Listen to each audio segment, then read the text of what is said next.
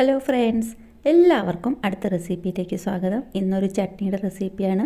നമുക്ക് ദിവസങ്ങളോളം കേടാകാതെ സൂക്ഷിക്കാൻ പറ്റുന്ന ചട്നിയുടെ റെസിപ്പിയാണ് ചെയ്ത് കാണിക്കുന്നത്. ജോലിക്ക് പോകുന്നവർക്കൊക്കെ നല്ല എളുപ്പത്തിൽ പെട്ടെന്ന് ഉണ്ടാക്കി വെച്ചാൽ ഒരു 3-4 ദിവസത്തേക്കൊക്കെ കേടാകാതെ ഇരിക്കുന്ന സ്പെഷ്യലായിട്ടുള്ള ചട്നിയാണ്. ദോശയ്ക്കായാലും ചോറിനായാലും ഇഡ്ഡലിക്കായാലും എന്തിൻ്റെ കൂടെയും അപ്പത്തിനായാലും എന്തിൻ്റെ കൂടെയും കൂട്ടി കഴിക്കാൻ പറ്റുന്ന നല്ല ടേസ്റ്റി ആയിട്ടുള്ളൊരു സൂപ്പർ ചട്നിയുടെ റെസിപ്പിയാണ് കേട്ടോ ചെയ്ത് കാണിക്കുന്നത്. അപ്പോൾ ഇത് തക്കാളി ഉള്ളിയെല്ലാം വെച്ചിട്ടാണ് ചെയ്യുന്നത്. നല്ല ടേസ്റ്റിയാണ്. അപ്പോൾ ഇതെങ്ങനെ ചെയ്യുന്നതെന്ന് നോക്കാം. അപ്പോൾ നമുക്ക് അതിൻ്റെ റെസിപ്പിയിലേക്ക് പോകാം. അതിനായിട്ട് ഞാനിപ്പോൾ ഇവിടെ ഒരു എണ്ണയാണ് എടുക്കുന്നത്. നമ്മൾ നല്ല അച്ചാറിനെല്ലാം ഉപയോഗിക്കുന്ന എണ്ണ, വെളിച്ചെണ്ണയല്ല, നമ്മൾ ഓയിലും അല്ല, എണ്ണ 1 ടേബിൾ സ്പൂൺ ഒഴിച്ചു കൊടുത്തിട്ടുണ്ട്. അത് ചൂടാകുമ്പം ഒരു 8-10 വെളുത്തുള്ളി, നല്ല വലിയ വെളുത്തുള്ളിയാണ് കേട്ടോ, അതുകൊണ്ടാണ് 8-10 എണ്ണം. ചെറുതാണെന്നുണ്ടെങ്കിൽ കുറച്ച് 10-15 എണ്ണം വേണ്ടി വരും. അപ്പോൾ അതൊന്ന് വലിയ വെളുത്തുള്ളി ആയതുകൊണ്ട് തന്നെ നെടുകയൊന്ന് മുറിച്ചിട്ടാണ് അത് എണ്ണയിലിട്ട് കൊടുത്തിട്ടുണ്ട്. ശരിക്കൊന്ന് മുരിഞ്ഞ് കിട്ടണം. വെളുത്തുള്ളി ശരിക്കും മുരിഞ്ഞ് ഉടങ്ങിക്കൊത്ത കഴിയുമ്പം വേണം ഞാനതിലേക്കൊരു മീഡിയം വലിപ്പത്തിലുള്ള 2 സവാള ചെറുതാക്കി മുറിച്ചത് അതും ചേർത്ത് കൊടുത്തിട്ടുണ്ട്. സാമാന്യം വലിപ്പത്തിലുള്ള സവാളയാണ് എടുത്തേക്കുന്നത്. അതിനുശേഷം ആ സവാള കൂടെ ഒന്ന് വാടി തുടങ്ങുന്ന സമയത്ത് അതിലേക്കൊരു 8-10 ചുവന്നുള്ളി കൂടെ ചേർത്ത് കൊടുക്കുന്നുണ്ട്. നിങ്ങൾക്കിത് ചുവന്നുള്ളി മാത്രമായിട്ടും ഉപയോഗിക്കാം, സവാള മാത്രമായിട്ടും ഉപയോഗിക്കാം. ഞാനിത് രണ്ടും മിക്സ് ചെയ്ത് ഉപയോഗിക്കുന്നതേ ഉള്ളൂ.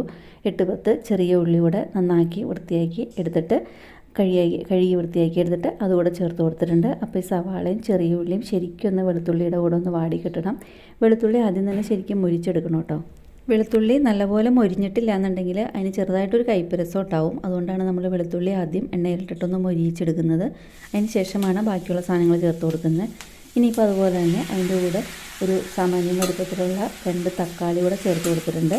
ഈ തക്കാളിയും സവാളയും എല്ലാം ശരിക്കും ഒന്ന് വാടി വരണം. തക്കാളി എല്ലാം എന്തോരം വാടി കിട്ടുന്നോ അത്രയും ചട്നിക്ക് ടേസ്റ്റ് കൂടി കിട്ടും. അപ്പോൾ തക്കാളി സവാള എല്ലാം ശരിക്കും ഒന്ന് വാടി കിട്ടാനായിട്ട് കുറച്ച് സമയം ഒന്ന് അടച്ച് വയ്ക്കാം. അപ്പോൾ ഒരു 4-5 മിനിറ്റോളം അതൊന്ന് കവർ ചെയ്തൊന്ന് അടച്ച് വെച്ചിട്ടുണ്ട്. അപ്പോൾ പെട്ടെന്ന് തന്നെ വഴന്ന് കിട്ടും. അതിന് വേണ്ടിയിട്ടാണ്. നമുക്ക് സമയമൊക്കെ കുറവുണ്ടെന്നുണ്ടെങ്കിൽ അപ്പോൾ പെട്ടെന്നൊന്ന് വാടി കിട്ടാനായിട്ട് കുറച്ച് സമയം ഒന്ന് അടച്ച് വെച്ചിട്ട് ഒന്ന് വാട്ടിയെടുക്കാം.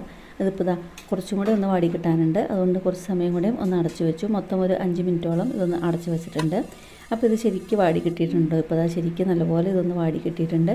ഇനിയിപ്പോൾ ഇതിലേക്ക് ബാക്കിയുള്ള സാധനങ്ങളും കൂടെ ചേർത്ത് കൊടുക്കണം. ഇത്രയും വാടിയാൽ മതി. തക്കാളിയെല്ലാം ശരിക്കും വാടി കിട്ടിയിട്ടുണ്ട്. ഇനിയിപ്പോൾ ബാക്കിയുള്ള സാധനങ്ങളോട് ചേർത്ത് കൊടുക്കുകയാണ്. ഞാനിപ്പോൾ ഇവിടെ ഒരു 1.5 ടേബിൾ സ്പൂൺ മുളക് പൊടി ആണ് ചേർത്ത് കൊടുക്കുന്നത്. ഞാനിപ്പോൾ ഇവിടെ മുളക് പൊടി ചേർത്ത് കൊടുക്കുന്നത്. നിങ്ങൾ ചുമന്ന മുളകാണ് ചേർത്ത് കൊടുക്കുന്നതെന്നുണ്ടെങ്കിൽ ഇത് വഴറ്റുന്ന സമയത്ത് തന്നെ ചേർത്ത് കൊടുക്കണം. മുളകാവുമ്പം അതിൻ്റെ ഉള്ളിയുടെ സവാളയുടെ എല്ലാം കൂടെ ശരിക്കും ഒന്ന് വഴന്ന് കിട്ടാനുണ്ട്. അപ്പോൾ അതുകൊണ്ടാണ് വഴറ്റുന്ന സമയത്ത് തന്നെ ചേർക്കണം എന്ന് പറഞ്ഞത്. ഇതിപ്പോൾ പൊടിയായതുകൊണ്ട് നമുക്ക് ഫ്ലെയിം ഓഫ് ചെയ്ത് കഴിഞ്ഞതിന് ശേഷം മാത്രം ചേർത്ത് കൊടുത്താൽ മതി. അല്ലാന്നുണ്ടെങ്കിൽ മുളകെല്ലാം മൂത്തിട്ട് നമുക്ക് ഫുൾ ടൈം ഇത് വഴറ്റുന്ന സമയത്ത് നമുക്ക് മുളകിൻ്റെ കുത്തെല്ലാം നമുക്ക് വല്ലാതെ ഫീൽ ചെയ്യും. അപ്പോൾ അതുകൊണ്ട് ഫ്ലെയിം ഓഫ് ചെയ്ത് കഴിഞ്ഞതിന് ശേഷം പൊടിയാണെന്നുണ്ടെങ്കിൽ ചേർത്ത് കൊടുക്കുക. പൊടിയുടെ പച്ചമണം പോകുന്നവരേക്കൊന്ന് വാട്ടിയിട്ട് അതൊന്ന് അടച്ച് വയ്ക്കുക. ശരിക്കും ചൂടാറി കഴിഞ്ഞ് കഴിയുമ്പം മിക്സിയുടെ ജാറിലേക്ക് ഇട്ടിട്ട് വേണം അരച്ചെടുക്കാനായിട്ട്. അപ്പോൾ ഞാൻ ചൂടാറി തുടങ്ങിയ സമയത്ത് മിക്സിയുടെ ജാറിലേക്ക് ഇത് മാറ്റി കൊടുക്കുകയാണ്. ശരിക്ക് ആറിയിട്ട് വേണം അരയ്ക്കാനായിട്ട്. അപ്പോൾ ഞാനിത് ജാറിലേക്ക് മാറ്റി വയ്ക്കുന്നേ ഉള്ളൂ. ശരിക്കും ചൂടാറി കഴിഞ്ഞതിന് ശേഷമാണ് ഞാനിത് അരച്ചെടുക്കാൻ പോകുന്നത്. അപ്പോൾ അരയ്ക്കുന്നതിന് മുന്നേ ആവശ്യത്തിനുള്ള ഉപ്പ് ചേർത്ത് കൊടുത്തിട്ടുണ്ട്. വെള്ളമൊന്നും ഒട്ടും ചേർക്കേണ്ട ആവശ്യമില്ല. അതാണ് ഞാൻ പറഞ്ഞത്, വെള്ളമൊക്കെ ചേർത്താൽ അത് പെട്ടെന്ന് കേടാവും. അപ്പോൾ വെള്ളവും ചേർക്കാതെ ശരിക്കും ഇതൊന്ന് അരച്ചെടുത്തിട്ട് വരാം. അപ്പോൾ ഇത് അരച്ചെടുത്തിട്ടുണ്ട്. ഇതുപോലെ ഇരിക്കും. ശരിക്ക് അരിഞ്ഞ് കിട്ടിയിട്ടുണ്ട്. വഴറ്റിയതായതുകൊണ്ട് തന്നെ പെട്ടെന്ന് അരിഞ്ഞ് കിട്ടും. ഇനിയിപ്പോൾ ഇത് കടുക് വറുക്കാനായിട്ട് ഞാൻ ആ ചീഞ്ചട്ടി തന്നെയാണ് കേട്ടോ, ആ ചട്ടി തന്നെയാണ് വെച്ച് കൊടുത്തേക്കുന്നത്. നിങ്ങൾക്കിത് കഴുകി ഉപയോഗിക്കണമെന്നുണ്ടെങ്കിൽ അങ്ങനെയാവാം. ഞാനിപ്പോൾ ഇത് കഴുകിയിട്ടൊന്നുമില്ല. അപ്പോൾ അതിൽ ആ തക്കാളിയും ഉള്ളിയെല്ലാം എസൻസ് എല്ലാം പിടിച്ചിരിക്കുന്ന എല്ലാം കൂടെയും കിട്ടുമല്ലോ, അതിന് വേണ്ടിയിട്ടാണ്. വീണ്ടും 1 ടേബിൾ സ്പൂൺ നല്ലെണ്ണ തന്നെ ഒഴിച്ചു കൊടുത്തിട്ടുണ്ട്. ആവശ്യത്തിനുള്ള കടുക് ഇട്ട് കൊടുത്തു.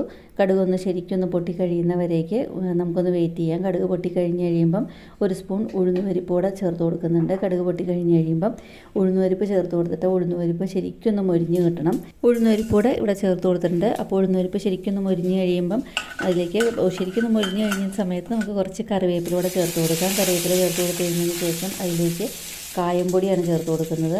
1 സ്പൂൺ കായംപൊടി ചേർത്ത് കൊടുത്തിട്ടുണ്ട്. അതുപോലെ തന്നെ ഒരു 3/4 സ്പൂൺ ഉലുവാപ്പൊടി കൂടെ ചേർത്ത് അര അല്ലെങ്കിൽ 3/4 സ്പൂൺ ഉലുവാപ്പൊടി കൂടെ ചേർത്ത് കൊടുത്തിട്ടുണ്ട്.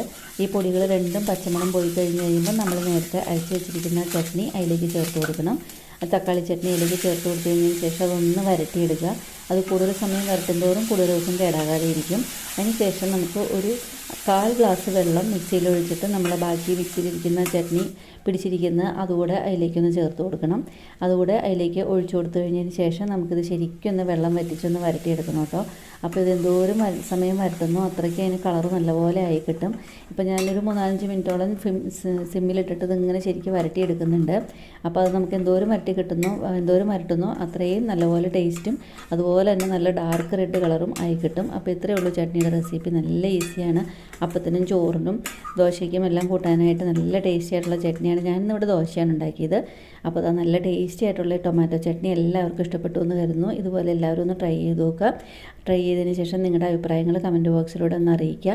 ഇഷ്ടപ്പെട്ടതുണ്ടെങ്കിൽ ഫ്രണ്ട്സിനും റിലേറ്റീവ്സിനും ഒക്കെ ഒന്ന് ഷെയർ ചെയ്ത് കൊടുക്കുക. അതുപോലെ തന്നെ എൻ്റെ റെസിപ്പി ആദ്യമായിട്ട് കാണുന്നവരുണ്ടെന്നുണ്ടെങ്കിൽ എൻ്റെ ചാനലൊന്ന് സബ്സ്ക്രൈബ് ചെയ്ത് സപ്പോർട്ട് ചെയ്യുക. കൂടാതെ അടുത്തുള്ള ബെല്ലൈക്കൺ പ്രസ് ചെയ്ത് അതിൽ ഓൾ എന്നുള്ള ഓപ്ഷൻ ക്ലിക്ക് ചെയ്താൽ ഞാനിതുപോലെ വീഡിയോസ് ഇടുമ്പം അപ്പോൾ തന്നെ നിങ്ങൾക്ക് അതിൻ്റെ നോട്ടിഫിക്കേഷൻ വരുന്നതായിരിക്കും. അപ്പോൾ അത് ദോശയുടെ കൂടെ എല്ലാം കൂട്ടി കഴിക്കാനായിട്ട് നല്ല സൂപ്പറായിട്ടുള്ള ചട്നിയാണ് കേട്ടോ. എത്രയോ ദിവസം വേണമെന്നുണ്ടെങ്കിലും ഇരിക്കുകയും ചെയ്യും. അപ്പോൾ ഇനിയും ഇതുപോലെ ഈസി ആയിട്ടും ടേസ്റ്റി ആയിട്ടും വെറൈറ്റി ആയിട്ടുള്ള വേറെ റെസിപ്പി ആയിട്ട് ഉടനെ വരുന്നവരേക്കും താങ്ക് യു.